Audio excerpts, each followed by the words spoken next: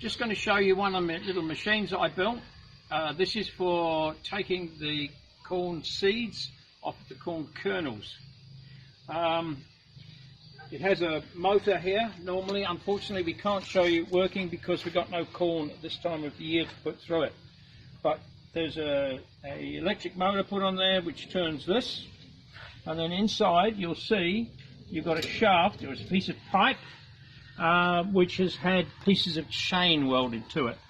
Okay, and so what that does is have a lever here, and we put the corn cobs in there, pull it out, and they drop into there, and the corn kernels, the cobs come out here, and the seeds drop out through here. It's very effective and very quick.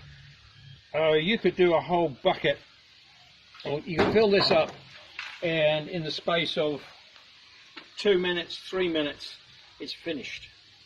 So it's very quick.